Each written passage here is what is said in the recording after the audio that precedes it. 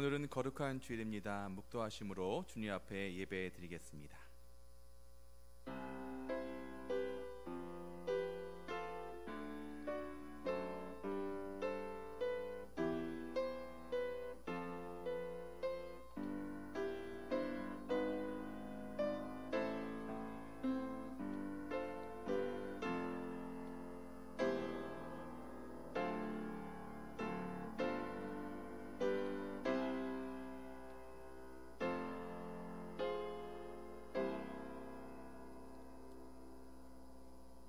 여호와를 경외하는 자들아, 너희는 여호와를 의지하여라.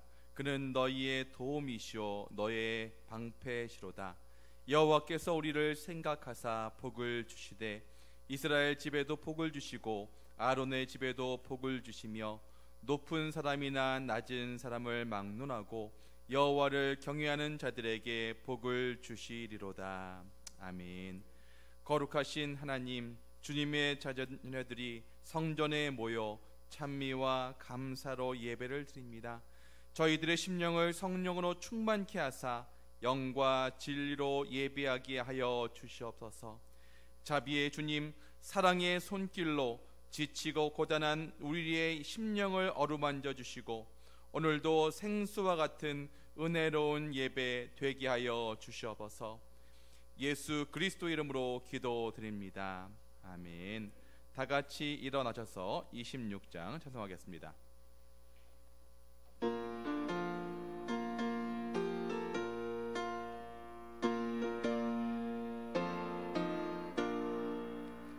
그새 주를 아는 이들 찬송하고 찬송하세.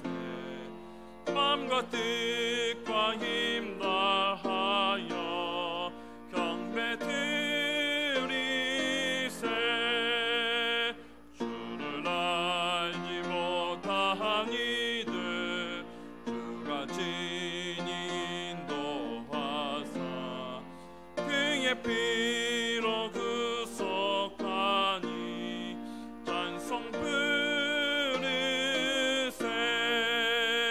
약한 사람 도움받아 시험 중에 참게 되니 모든 죄는 이기림을 믿음 뿐이라. 진리 되신 우리 주는 영원토록 변함없네. 성도들아 주를 믿어 길이 섬기세. 사도신경으로 우리의 신앙을 주님 앞에 고백 드리시겠습니다. 나는 전능하신 아버지 하나님 천지의 창조주를 믿습니다. 나는 그의 유일하신 아들 우리 주 예수 그리스도를 믿습니다. 그는 성령으로 잉태되어 동정녀 마리아에게서 나시고 본디오 빌라도에게 고난을 받아 십자가에 못 박혀 죽으시고 장사된 지 사흘 만에 죽은 자 가운데서 다시 살아나셨으며 하늘에 오르시어 전능하신 아버지 하나님 우편에 앉아 계시다가 거기로부터 살아있는 자와 죽은 자를 심판하러 오십니다. 나는 성령을 믿으며 거룩한 공교회와 성도의 교제와 죄를 용서받는 것과 몸의 부활과 영생을 믿습니다. 아멘. 예배를 위해서 조철희 장로님 기도 인도하시겠습니다.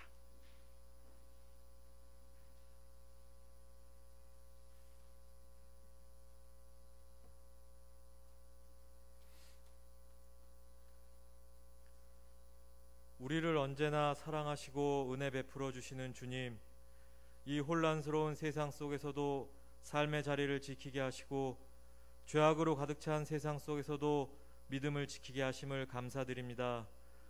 언제 끝날지 모르는 혹독한 시간을 보내며 우리의 생업이 위협받고 불안과 초조함이 짓누르고 있지만 그럼에도 불구하고 우리의 마음을 주님께 향하게 하여 귀한 예배의 자리로 인도해 주심을 감사드립니다. 우리에게 허락해 주신 이 소중한 교회에서 성도들과 함께 예배드릴 때 우리의 마음이 하나가 되게 하시고 성령의 불이 임하여 강력한 기도와 뜨거운 예배가 되도록 주님 도와주시옵소서. 하나님, 우리가 얼마나 연약한 존재인지, 얼마나 죄악 가운데 빠지기 쉬운 존재인지 깨닫습니다. 마음속에 끊임없이 악한 생각을 품으며 하나님의 자녀로서 거룩함과 경건함과는 다른 삶을 살았습니다. 아직도 마음속에 사랑과 온유한 마음이 없어 가족들과 성도들의 마음을 아프게 하고 판단하고 정죄하기 바빴습니다. 치료의 여호와 하나님, 우리의 마음을 치유해 주셔서 부모님과 배우자와 자녀들을 존귀히 여기고 축복하게 해 주시옵소서. 우리 교회 장로님들, 권사님들, 집사님들 모든 성도들을 향해 사랑하는 마음을 주시고 축복의 말로 서로 격려하고 기도하는 소중한 믿음의 동반자가 되게 해 주시옵소서. 주님, 우리나라가 속히 하나님을 경외하는 나라가 되길 간절히 기도합니다. 우리 민족을 가난으로부터 구해주시고 세계 최고의 번영을 이루게 해주셨지만 지금 대한민국에서는 하나님을 두려워하는 모습을 찾기 어렵습니다.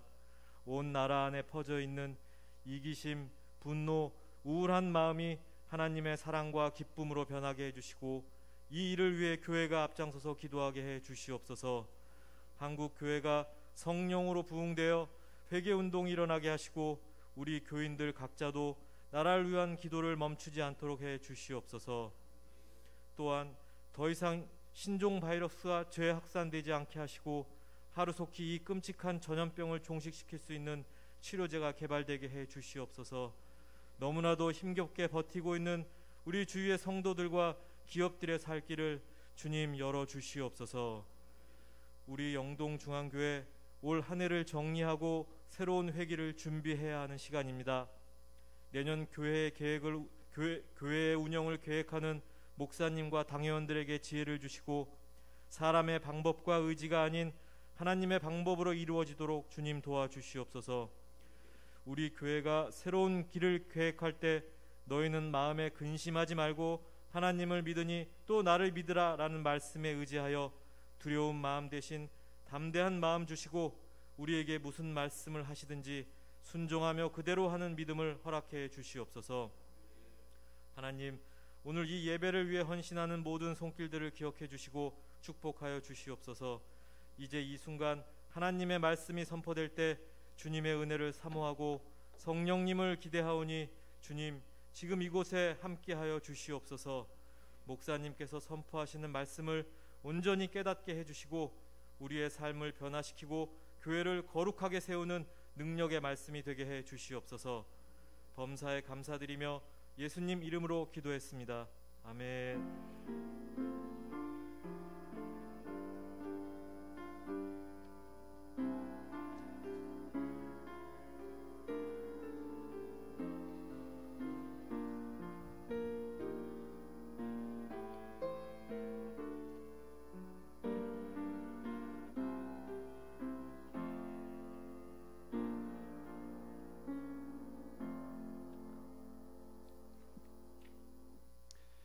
교독문 70번 이사야 42장 같이 교독하도록 하겠습니다. 내가 붙드는 나의 종 내 마음에 기뻐하는 자 곧 내가 택한 사람을 보라.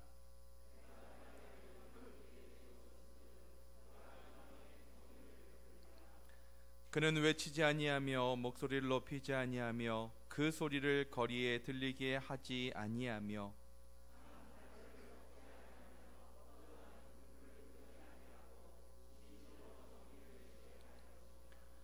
그는 쇠하지 아니하며 낙담하지 아니하고 세상에 정의를 세우기에 이르리니 나 여호와가 의로 너를 불렀은즉 내가 내 손을 잡아 너를 보호하며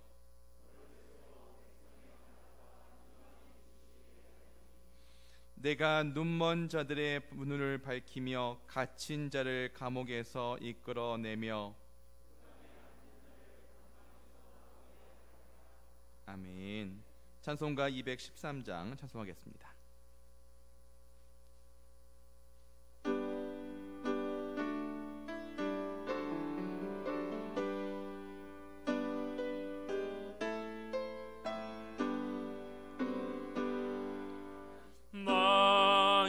생명 드리니 주여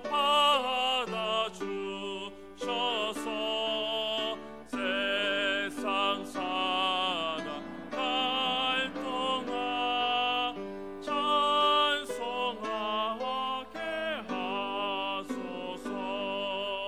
손과 발을 드리니 주여 받아주셔서 주의 이름 위하여 민첩하게 하소서. 나의 음성 드리니 주여 받아주셔서 주의 진리 말씀만 전파하게 하소서. 나의 보화 드리니 주여 받아주셔서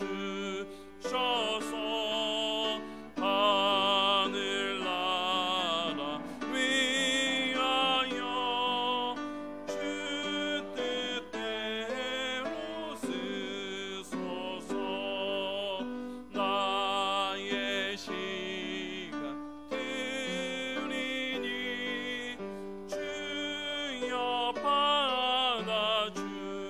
받아주셔서 평생토록 주 위에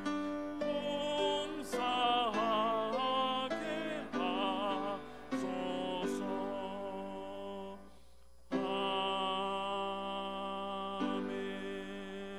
아멘. 하나님 말씀은 구약성경 이사야 6장 1절부터 13절까지의 말씀입니다. 구약성경 974페이지입니다. 제가 봉독하겠습니다. 우시야 왕이 죽던 해에 내가 본즉 주께서 높이 들린 보좌에 앉으셨는데 그의 옷자락은 성전에 가득하였고 스랍들이 모시고 섰는데 각기 6 날개가 있어 그 둘로는 자기의 얼굴을 가리었고 그 둘로는 자기의 발을 가리었고 그 둘로는 날며 서로 불러 이르되 거룩하다 거룩하다 거룩하다 만군의 여호와여 그의 영광이 온 땅에 충만하도다 하더라. 이같이 화답하는 자의 소리로 말미암아 문지방의 터가 요동하며 성전의 연기가 충만한지라. 그때 내가 말하되 화로다 나여 망하게 되었도다. 나는 입술이 부정한 사람이요 나는 입술이 부정한 백성 중에 거주하면서 만군의 여호와이신 왕을 배었음이로다 하였더라. 그때 그 스랍 중에 하나가 부젓가락으로 제단에서 집은 바 핀 숯을 손에 가지고 내게로 날아와서 그것을 내 입술에 대며 이르되 보라 이것이 내 입에 닿았으니 내 악이 제하여졌고 내 죄가 사하여졌느니라 하더라.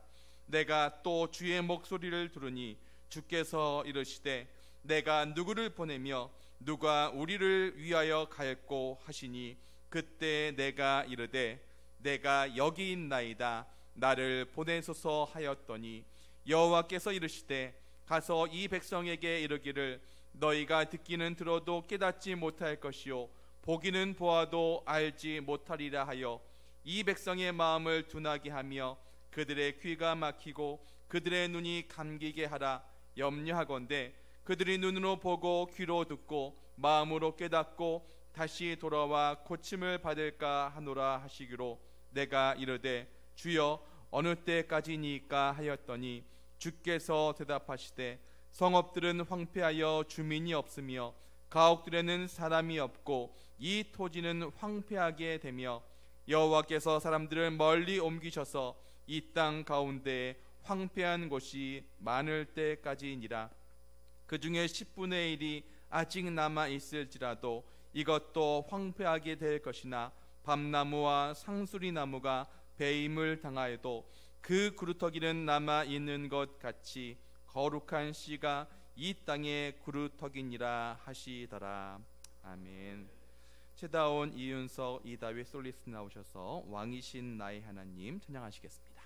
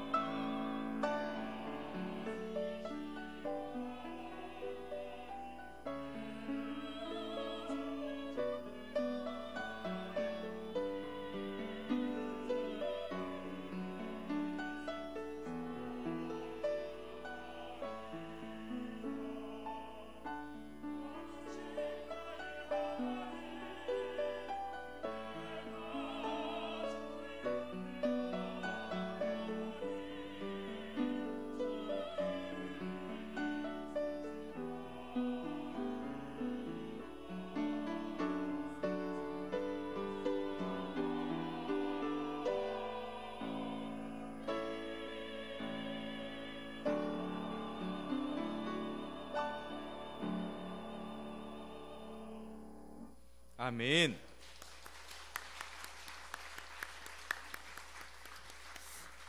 은혜로운 찬양 감사드립니다.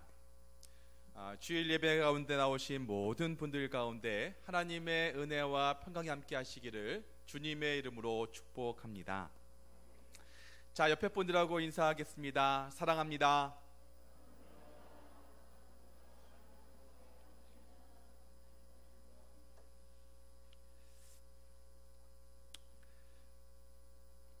미국에 계신 목사님 가운데 팀 켈러라고 하는 유명한 목사님 계십니다. 뉴욕의 유명한 리디머 교회의 원로 목사님이신데요.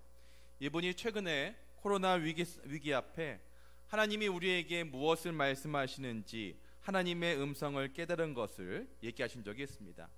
하나님께서 우리에게 하시는 말씀은 세상은 내가 아니라 내가라고 하면 제가 이단이니까 하나님이 다스린다라고 하는 것, 그것을 깨달았다고 말씀하시더라고요. 여러분, 지금 우리가 사는 세상은요 정말 편합니다.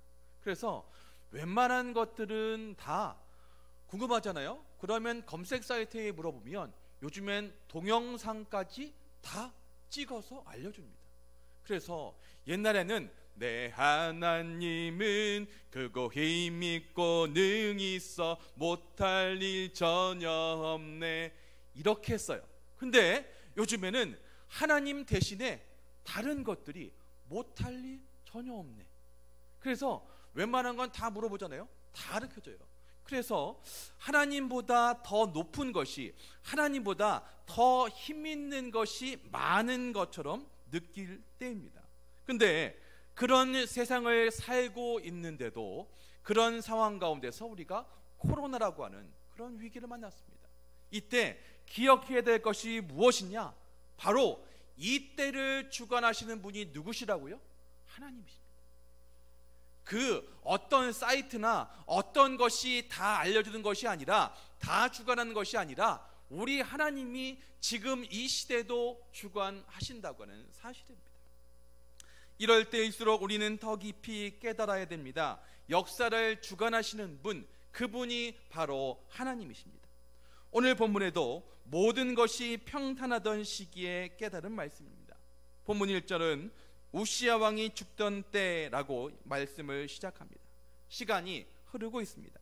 근데 이 시간을 다른 각도에서 보면 어떠한 때라고 말할 수 있습니다. 이렇게 이 때, 지금 우리는 어떤 때를 살고 있습니까?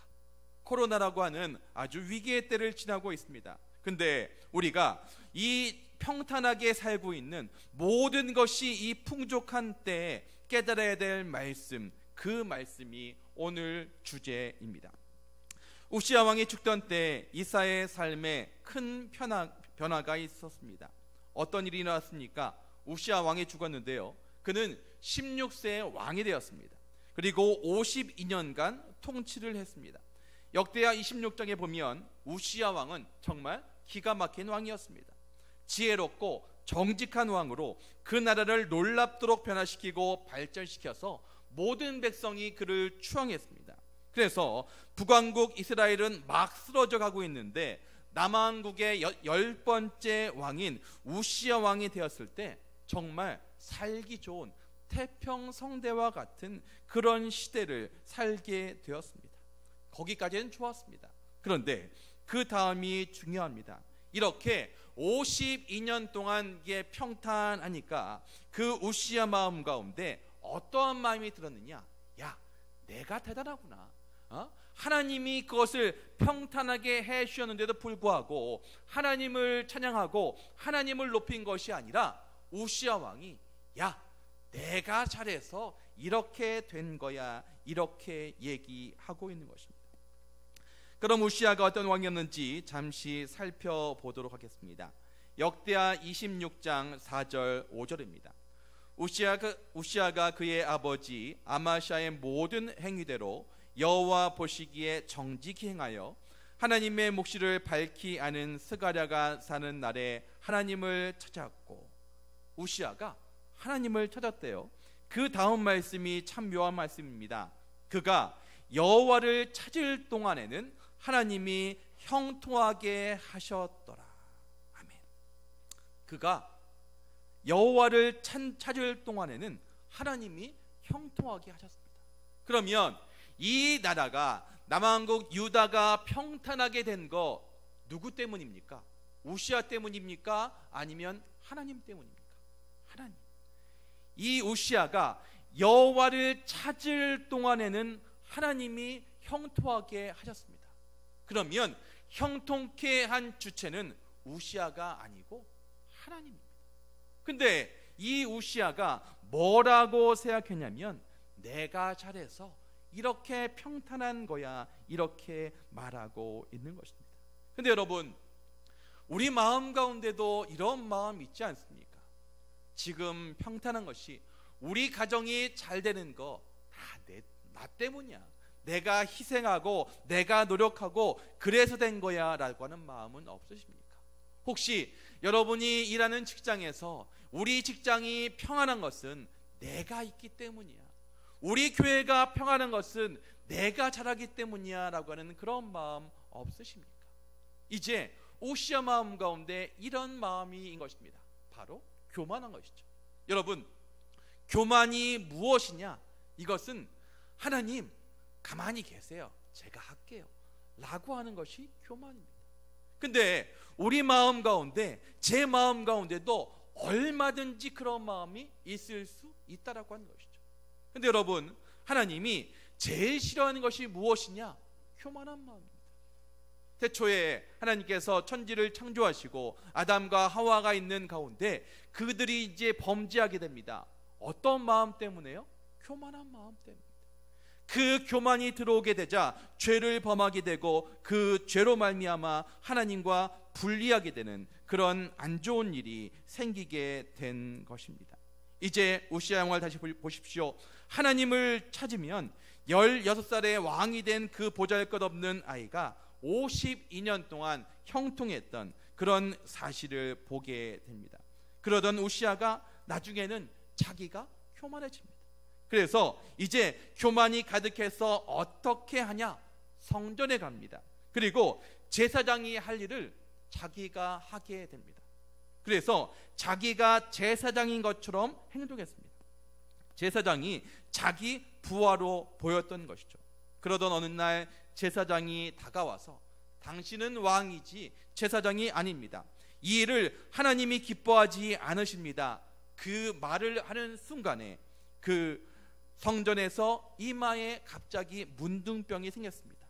왕이었지만 그때부터 쫓겨나서 성전을 출입하지 못하고 별궁에서 평생을 살다가 죽었더라, 이렇게 되어 있습니다. 얼마나 가슴 아픈 이야기입니까? 역대하 26장 16절에 보면 이런 말씀이 나옵니다. 그가 강성하여짐에 그의 마음이 교만하여 악을 행하여 그의 하나님 여호와께 범죄하되 곧 여호와의 성전에 들어가서 향단에 분향하려 한지라. 교만한 거죠. 이 우시아 마음 가운데 교만한 마음이 있었던 것이죠. 그래서 그 마음 가운데 하나님 필요 없어요, 하나님이 필요 없는 사람, 그런 사람이 된 것이죠. 하나님이 필요 없다라고 느끼게 되면 무엇이 소홀해지냐? 바로 예배입니다.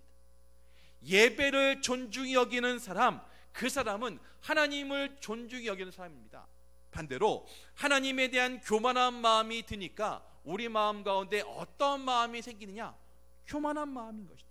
예배에 대해서 우습게 여기는 그런 마음인 것이죠. 예배의 실패자가 되었다라고 하는 것이죠.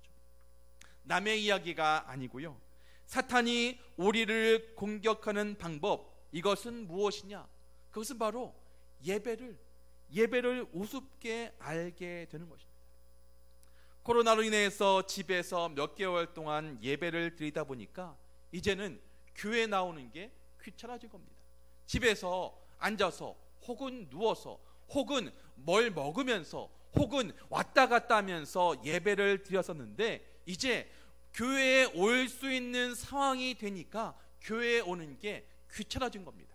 아니, 우리 교회 말고요, 우리 교회 교인들이 다 오셨잖아요. 지금 오셨잖아요. 근데 다른 분들이, 그런 분들이 있대요. 근데 여러분, 하나님에 대한 교만한 마음이 들면 그 교만한 마음이 어떻게 증상으로 나오냐? 예배에 대해서 중점적으로 생각하지 않습니다. 예배를 경홀히 여기고 예배를 쉽게 여깁니다. 하지만 하나님에 대한 겸손한 마음, 하나님을 경외하는 마음, 그런 마음이 있잖아요. 그러면 예배를 소홀히 여기지 않습니다. 예배에 최선을 다합니다.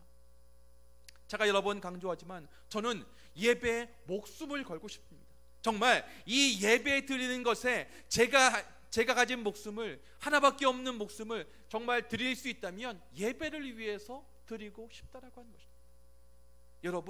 여러분 마음 가운데 그런 마음이 있으십니까?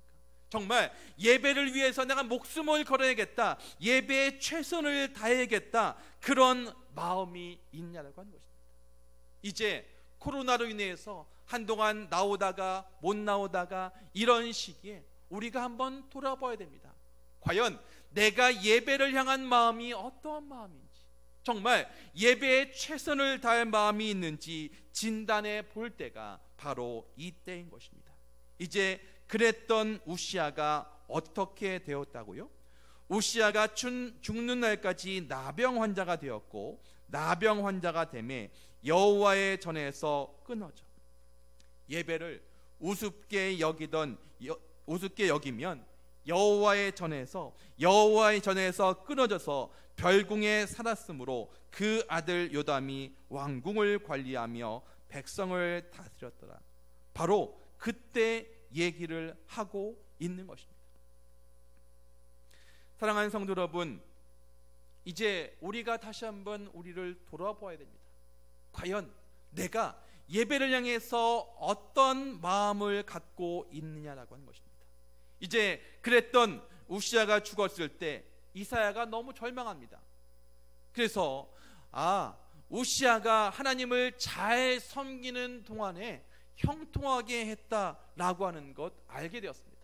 근데 우시아가 죽어요. 그리고 우시아가 죽었을 때 이사야가 너무 절망하면서 그가 찾아간 곳이 어디였느냐? 바로 예배당이었습니다. 교회였습니다. 하나님께서 보시는 그 예배, 바로 그 현장에 이사야가 있었습니다. 오늘 본문을 보면 이사야의 소명 이야기가 언급되어 있는데, 그가 소명을 받은 장면이 독특합니다. 보통은 소명을 받을 때 하나님과 선지자 간에 은밀하게 행해졌습니다. 예를 들면 사무엘 선지자를 부르실 때 어떻게 부르셨죠? 사무엘아 사무엘아, 개인적으로 부르셨습니다. 그리고 하나님께서 모세를 부르셨을 때 어떻게 부르셨습니까? 떨기나무 불꽃으로 나타나서 내 백성 이스라엘을 구원해라, 이렇게 하셨습니다. 또 목동 아모스가 양을 치는데 은밀히 부르셔서 북쪽 이스라엘에 가서 하나님의 메시지를 전해라, 이렇게 말씀하셨습니다. 주의 천사가 빌립지사에게 개인적으로 나타나서 가라 말씀하십니다. 아나니아에게 가서 사울에게로 가라, 이렇게 하나님께서 주로 소명을 주실 때, 어떤 사람에게 소명을 주실 때 주로 개인적으로 부르셨습니다. 불러서 누구야 이런 일을 해라 라면서 그렇게 부르셨다라고 하는 것입니다. 근데 오늘 이사야는 어떤 때 소명을 받았느냐? 바로 예배 중에 하나님의 소명을 받았습니다.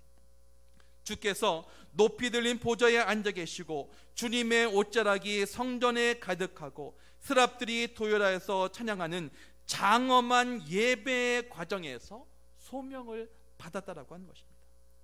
소명은 이렇게 개인적으로 받을 수도 있지만 찬양 중에, 예배 중에, 하나님의 임재를 체험하는 중에 소명을 받을 수 있습니다. 그러므로 오늘 예배 드리는 모든 성도님들 가운데 예배 중에 그런 소명 받으시기를 주님의 이름으로 축복합니다. 먼저 이사야라고 하는 사람이 누군지 알아보겠습니다. 에드워드 영의 이사야서 주석에 보면 이사야의 아버지 아모스는 아마샤 왕의 그런 형제였습니다. 그러니까 어쩌면 이사야의 피 속에는 왕족의 피가 흐르고 있었을 것으로 보고요, 또 나라를 사랑하는 마음이 절절했을 것입니다. 하여간 이사야가 자유롭게 궁을 드나들었던 것을 보면 유다의 정치에 매우 깊이 연관되어 있었던 것은 사실입니다. 이제 우시아가 나라를 잘 이끌어서 남과 북이 통일할 수 있을 것이라고 생각했을지도 모릅니다. 그러던 그가 문둥병에 걸려서 죽는 상황 가운데서 온 나라가 슬픔에 잠기고 희망이 사라진 그때에 그가 하나님 앞에 나갔습니다. 아주 대비가 됩니다. 예배에 실패한 우시아가 죽던 때에 예배가 뭔지 경험하고 예배다운 예배를 체험했던 이사야, 이 두 사람을 성경은 대비하고 있는 것입니다. 다른 것은 필요 없습니다. 예배 하나 가지고 충분히 우리는 승리자와 패배자가 될 수 있다라고 하는 것입니다. 보십시오. 우시야가 하나님을 잘 섬기며 예배했을 때 52년 동안 형통했습니다. 하지만 이 우시야가 교만하여서 하나님을 잘 예배하지 않게 되었을 때 문둥병으로 죽게 되었습니다. 이제 이것을 이사야가 보았어요. 그리고 이것을 본 이사야가 하나님의 전에 와서 예배를 드립니다. 한번 상상해 볼까요? 거룩한 기운이 있습니다. 주님께서는 높은 보좌에 앉아 계십니다. 그 가운데 천사들이 하나님을 찬양하고 거룩하다 거룩하다, 아주 하나님의 영광이 가득한 예배의 모습 가운데 이사야가 서 있는 것입니다. 그리고 그 가운데에서 이사야가 다시 한번 소명을 받습니다. 그 전까지는 이사야가 직업적인 선지자였을 것으로 봅니다. 하지만 이 일을 보면서 내가 목숨을 걸어야 될 것이 예배구나, 이것을 깨닫는 가운데 이사야가 소명을 받게 되는 것입니다. 사랑하는 성도 여러분, 우리의 인생의 성공과 실패, 그것이 어디에 달려있냐? 바로 예배에 달려 있습니다. 그러니까 우리의 자녀들이 혹시나 공부는 좀 못할 수 있을지라도 예배에만 성공하면 성공자가 된다 라고 말해야 되는데, 우리 아들이 설교를 듣고 있네요. 우리 아들이 시험을 봐야 되는데, 그러면서 이렇게 말해야 되는데 어떡하지? 근데 제가 이 말씀을 준비하면서 저희 아들이 듣고 있지만 이렇게 얘기하고 싶습니다. 너가 공부는 못할지라도, 아주 못하지 않아요.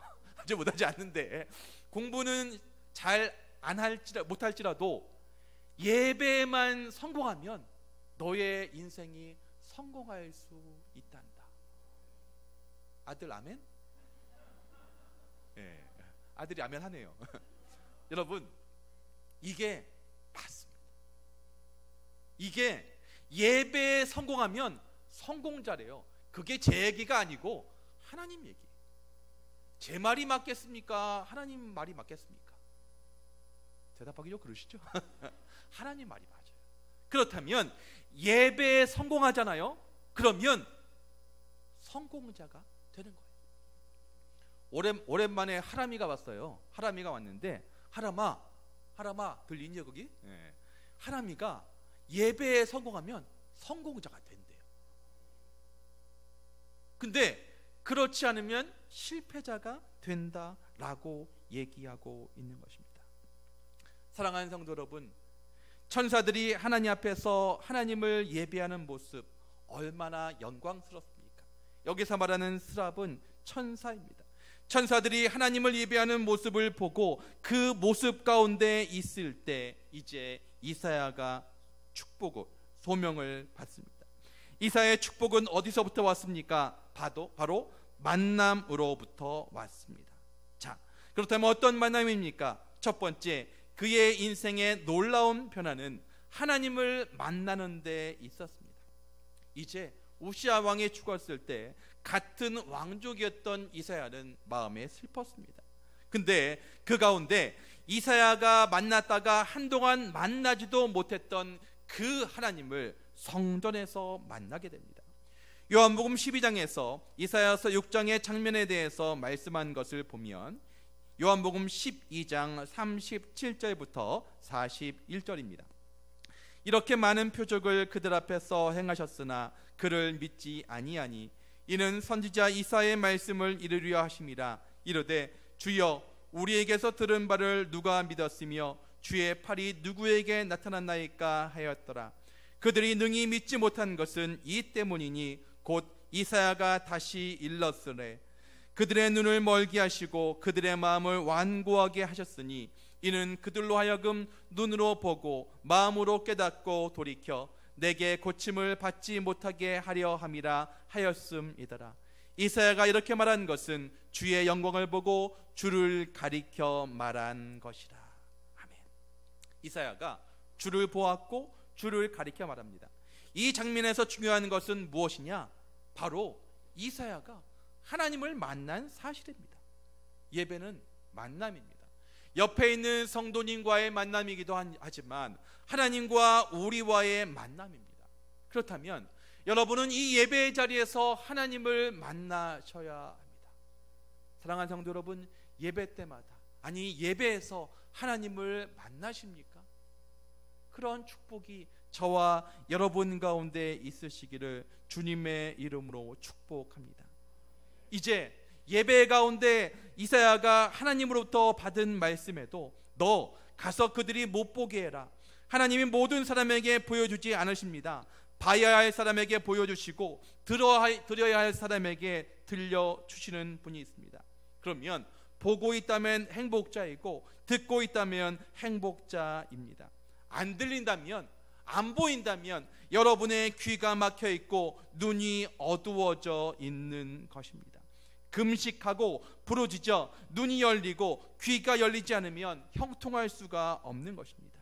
이 위기가 하나님의 사람들에게는 기회라고 하는 것입니다. 하나님이 가장 보고 싶어하는 것이 무엇이냐? 이렇게 거룩한 회중이 모여서 하나님 앞에 예배드리는 것, 하나님이 가장 기뻐하시고 가장 좋아하신다라고 하는 것입니다. 그러므로 예배 때마다 하나님을 만나게 되시기를 주님의 이름으로 축복합니다. 두 번째로 이사야의 축복이 뭐였냐? 바로 그의 인생을 180도 변화시킨 두 번째 은혜는 내 자아를 만나게 된 것입니다. 이것은 필연적인 것입니다. 하나님 앞에 서잖아요. 그러면 우리의 모습을 보게 됩니다. 우리의 모습이 얼마나 추한 모습인지 이것을 알게 된다라고 하는 것입니다. 이사야 6장 5절 말씀입니다. 그때 내가 말하되 화로다 나여 망하게 되었도다. 나는 입술이 부정한 사람이요 나는 입술이 부정한 백성 중에 거주하면서 만군의 여호와이신 왕을 배었음이로다 하였더라. 아멘. 오호라 나는 망했구나. 이사야가 하나님을 만난 순간에 뭘 깨닫냐면 내가 죄인이라고 하는 사실입니다. 내가 얼마나 죄인인지를 하나님과 예배를 통해서 만난 이사야가 깨달은 것입니다. 사랑하는 성도 여러분, 우리가 예배 때마다 하나님 앞에 기도합니다. 일주일 동안 살다가 주님의 전에 와서 예배합니다. 그때 기도하다 보면 뭐가 떠오릅니까? 내가 얼마나 죄인인지, 내가 얼마나 일주일 동안 죄 가운데 살았는지, 내가 얼마나 망할 사람인지 이것을 깨닫게 되는 것입니다. 그리고 그렇게 깨달은 사람 가운데 그런 사람을 하나님은 사용하신다라고 하는 것입니다. 하나님은 어떤 사람을 사용하십니까? 하나님은 어떠한 사람을 사용하시기 전에 그 사람을 정결케 하십니다. 깨끗게 하십니다. 하나님은 위기를 가지고 찾아온 이사야의 문제를 해결해 주시기보다 먼저 그를 정결하게 하십니다.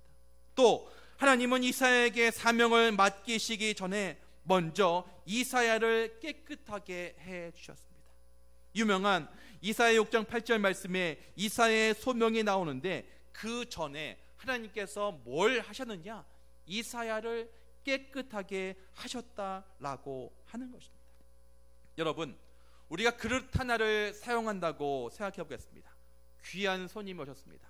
아직 제가 신방을 다 하지 못했지만 제가 집에 간 거예요. 그랬더니 어떤 분이 그릇을 가져오는데 외국에서 사온 아주 비싼 그릇을 내오시는 거예요. 또 어떤 분은 담임 목사가 신방한다고 그릇을 사신 분도 계시더라고요.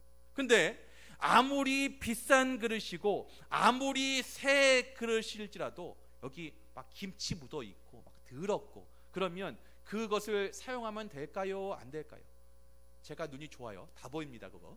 그러니까 우리가 그릇을 사용한다라고 할 때 비싼 그릇이 아니라 깨끗한 그릇, 그것을 사용할 수 있습니다. 그렇다면 하나님이 사용하신다라고 할 때 어떠한 사람을 사용하실까요? 돈 많은 사람, 지혜가 있는 사람, 머리가 좋은 사람, 아주 인맥이 화려한 사람, 그러한 사람을 사용하실까요? 다행히도 아닙니다. 하나님은 어떠한 사람을 사용하시냐?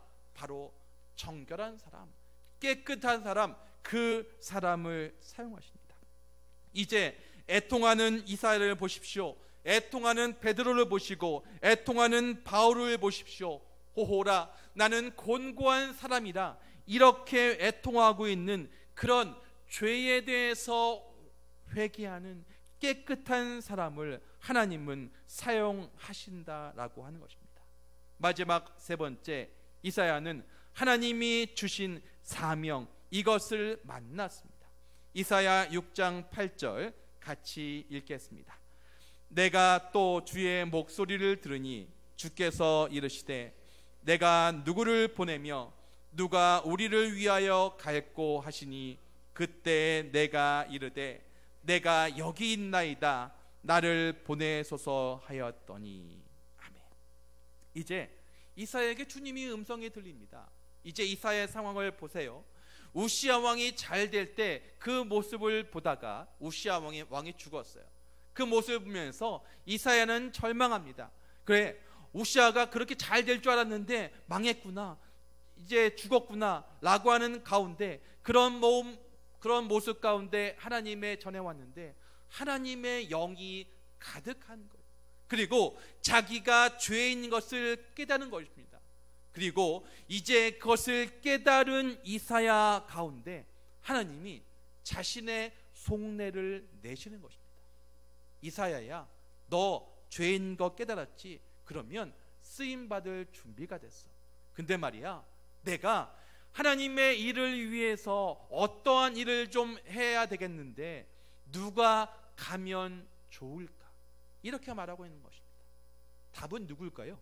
이사야가 여기 있는데 여기서 미가야나 아니면 다른 사사를 불렀을까요? 아닙니다. 답은 이미 정해져 있어요.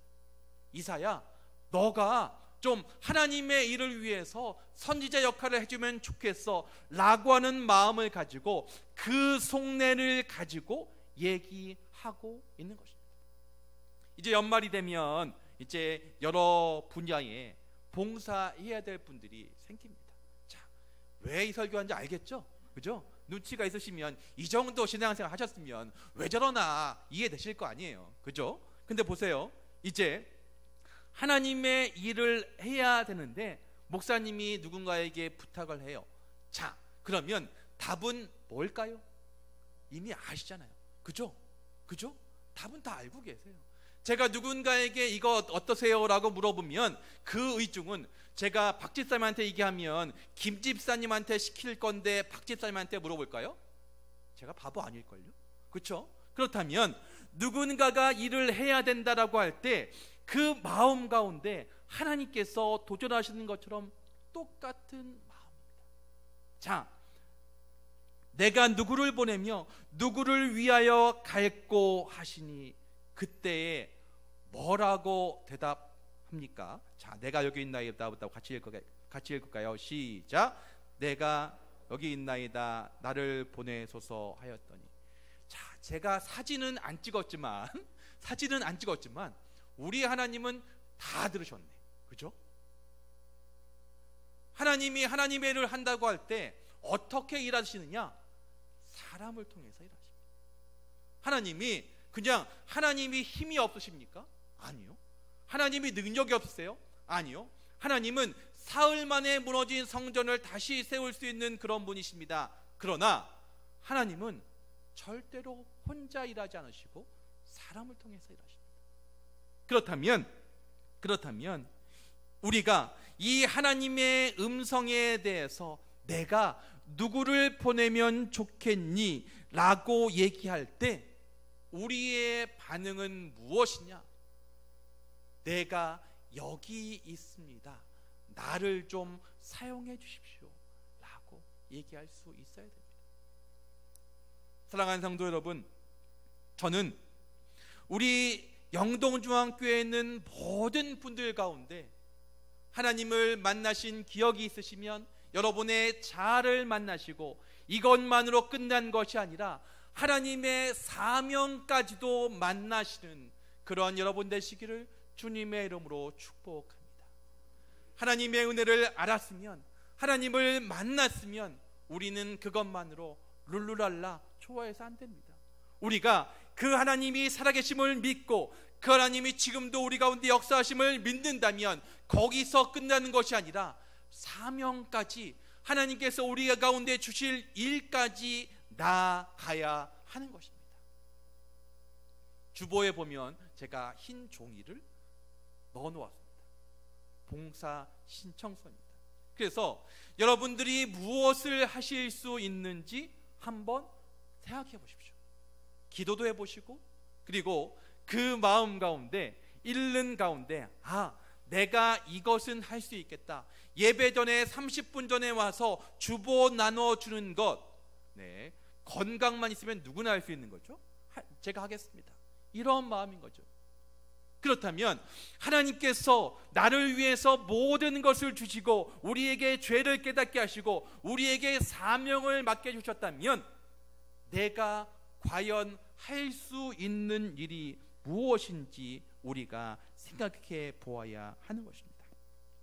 오프라 윈프리는 그의 자서전 이것이 사명이다에서 이렇게 말했습니다. 남보다 더 가졌다고 하는 것은 축복이 아니라 사명이다. 남보다 아파하는 게 있다면 그것은 고통이 아니라 사명이다. 남보다 설레는 게 있다면 그것은 망상이 아니라 사명이다. 남보다 부담되는 게 있다면 그것은 강요가 아니라 사명이다. 여러분, 목사만 사명을 받았을까요? 아닙니다. 직분은 달라도 사명은 다 있습니다. 그러므로 저뿐만 아니라 여러분들도, 이 자리에 앉아 계신 모든 분들도 다 사명자입니다.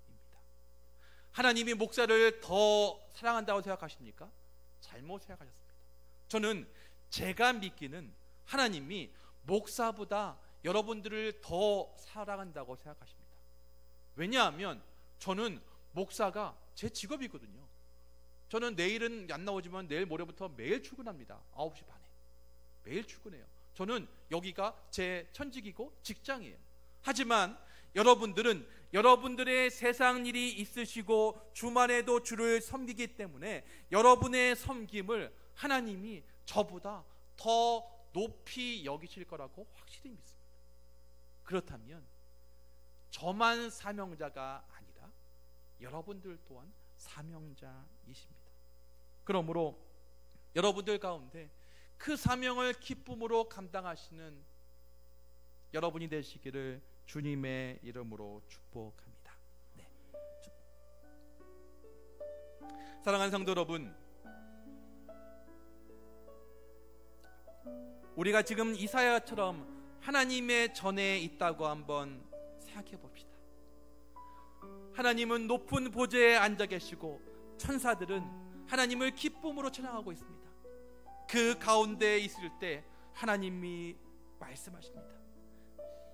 내가 누구를 보내며 누가 우리를 위하여 갈고? 이렇게 물어보실 때 이사야는 대답합니다. 주님, 내가 여기 있습니다. 나를 써주십시오. 사랑하는 성도 여러분, 내가 아니면 하나님이 일을 못하실까요? 아닙니다. 절대로 아닙니다. 제가 없으면 하나님이 저보다 더 좋은 사람을 사용하실 것입니다. 그렇다면 하나님, 제발 좀 저를 좀 사용해 주십시오. 이것이 우리의 간구가 되어야 됩니다. 할 수 없어서가 아니라 제발 그 하나님의 역사 가운데 저를 좀 꼭 좀 사용해 주십시오 라고 하면서 청탁이라도 해야 될 것이 그게 맞는 것입니다.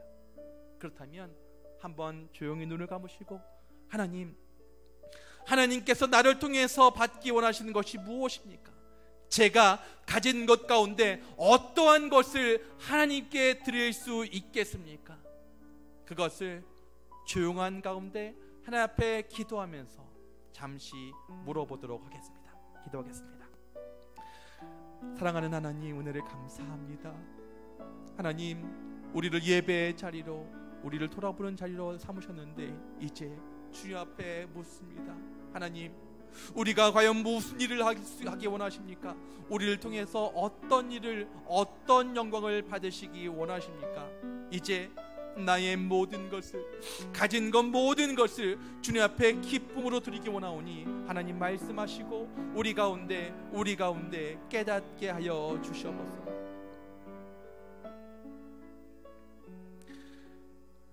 사랑하는 하나님, 은혜를 감사합니다. 우리가 무엇이 간데 우리를 위해서 하나밖에 없는 독생자 예수 그리스도를 통해서 우리를 구원해 주셨습니까? 이제 그 은혜를 받은, 그 은혜를 깨달은 우리가 하나님을 위해서 시간을 드리고 마음을 드리고 정성을 드리는 우리 모두가 되게 하여 주시옵소서. 누가 우리를 위하여 갈고 물으실 때 주여 내가 여기 있나이다, 나를 써 주소서, 이것이 이사야의 고백만이 아니라 바로 이 자리에 계신 모든 분들의 고백이 되게 하여 주시옵소서. 사명자의 길이 평탄하지만은 않을 것입니다. 하지만 그 길이 하나님께서 기뻐하시는 길이고 하나님께서 동행하시는 길이기에 기쁨으로 그 길을 걸어가게 하여 주시옵소서. 그렇게 하실 하나님을 기대하며 이 모든 것 우리 주 예수 그리스도 이름으로 기도드립니다. 아멘.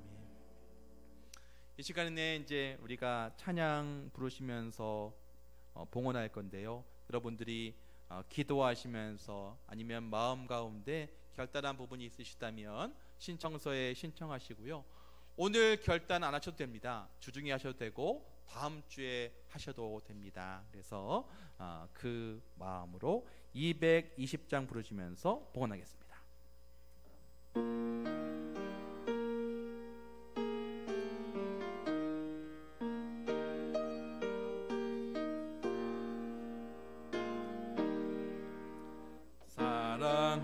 사랑하는 주님 앞에 형제 자매 한 자리에 그 신 은혜 생각하며 즐거운 찬송 부르네.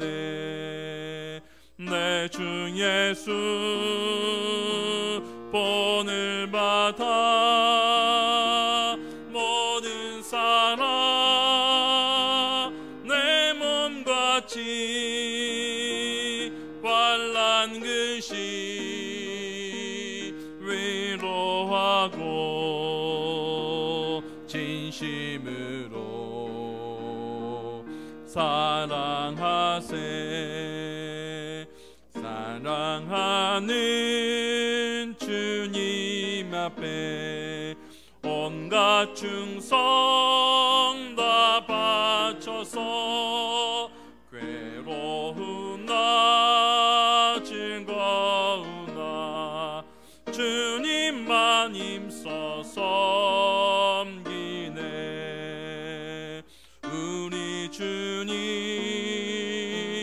거룩한 손 제자들의 발을 씻어 남 섬기는 종의 도를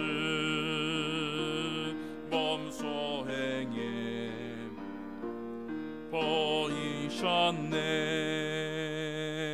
사랑하는 주님 예수 같은 주로 섬기나니 한 피 바다 한 몸이루 형제여 친구들이여 한 몸같이 친밀하고 마음으로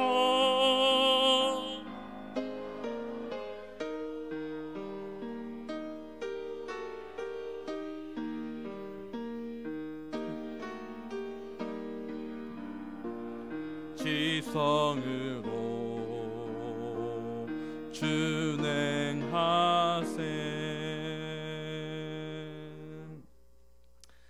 하나님 아버지, 은혜를 감사합니다. 우리가 무엇이간데 우리를 위해서 하나밖에 없는 독생자 예수 그리스도를 보내주시고 하나님의 큰 사랑을 보내주셨는지요. 그 사랑을 생각할 때 하나님께서 주신 모든 것에 대해서 우리가 갚을 방법이 없음을 너무나도 고백합니다. 하나님, 그래서 우리의 시간을 드리고 우리의 마음을 드리고 정성을 드리오니 주여 받아 주시옵소서. 모든 것이 주님께로부터 왔음을 인정하기에 10의 1조를 드립니다.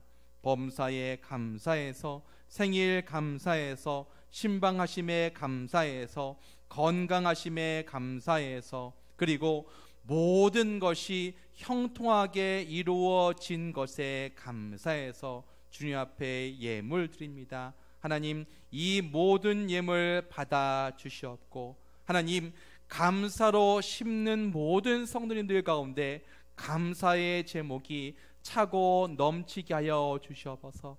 이것을 위해서 감사했더니 하나님께서 다른 감사의 조건을 주셨다고 간증할 수 있도록 도와주시옵소서. 선교 자헌금을 드립니다. 주정 헌금을 드립니다. 이 모든 예물 받아 주시옵소서.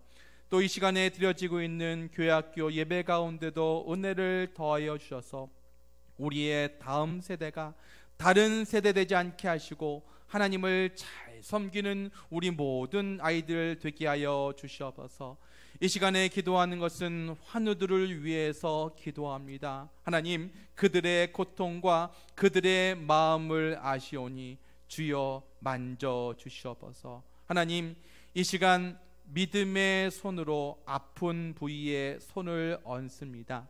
2000년 전에 돌아가시면서 우리의 병고를 대신 지신 예수님, 지금 이 시간 찾아오셔서 만져 주시옵소서. 여호와의 치료가 임하게 하여 주시옵소서. 그래서 어제보다 오늘이, 오늘보다 내일이 더 나아지는 귀한 역사 있게 하여 주시옵소서. 그렇게 하실 하나님을 기대하며 이 모든 것 우리 주 예수 그리스도 이름으로 기도드립니다. 아멘.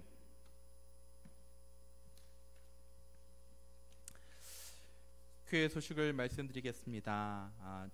말씀드린 것처럼 봉사 신청서를 작성하셔서 나가실 때 봉헌함에다 넣어주시면 감사드리겠습니다. 내년부터는 저희 교회 안에 있던 위원회를 부로 바뀌었습니다. 그래서 조금 더 우리가 역동적으로 조금 더 일하는 부서가 되기를 바라는 마음으로 지난주에 당회원 장로님들과 회의하면서 이제 예를 들면 예배위원회가 예배부로 이렇게 바뀌게 되었습니다. 12월 3일은 수능일이고요. 수능생을 위해서 기도해 주시기 바랍니다. 90일 성경 통독이 진행되고 있습니다. 기관장님들이 좀 물어보시더라고요. 총회를 어떻게 하면 좋겠냐고 라고 말씀하시는데 아직 교회 안에서의 소그룹 모임이 아직 허락되지 않은 상황입니다.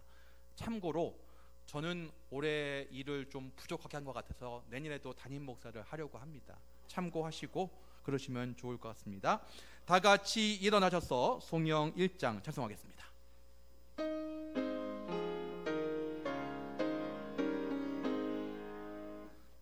만복의 근원 하나님, 온 백성 찬송 드리고 저 천사여 찬송하세. 찬송 성부 성자 성령.